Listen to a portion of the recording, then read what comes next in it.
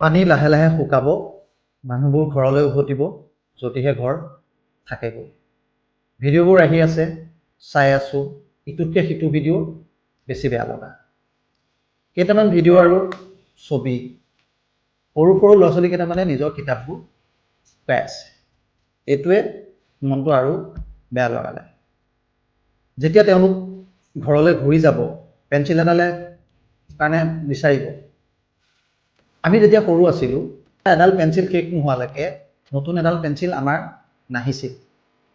নিম্ন মধ্যবিত্ত বা মধ্যবিত্ত মানুহে এই কথাটো আমি ভালকৈ উপলব্ধি কৰিব পাৰোঁ। মই ভাবিলোঁ পঢ়া শুনাৰ ক্ষেত্ৰত জড়িত মানুহ এজন হিচাপে আমাৰ যোনটো মোৰ প্ৰতিষ্ঠান এমটাইছৰ পৰা ৩০০জন সৰু ল'ৰা ছোৱালী যদি স্কুল কিট মানে বেগেই হওক, পেন, পেঞ্চিল এনেকুৱা কেইটামান যদি আমি প্ৰভাইড কৰিব পাৰোঁ বুলি মই স্থিৰ কৰিছোঁ।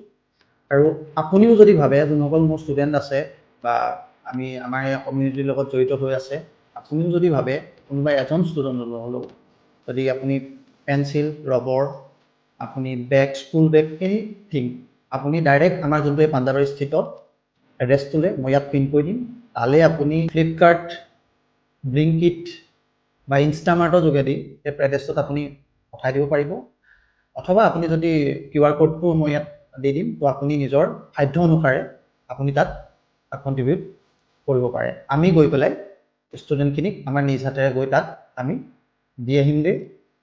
তো আমাৰো মানুহখিনি পঢ়াটো ৰৈ যাব নালাগে, আমাৰো তেওঁলোকৰ প্ৰতি দায়িত্ব আছে।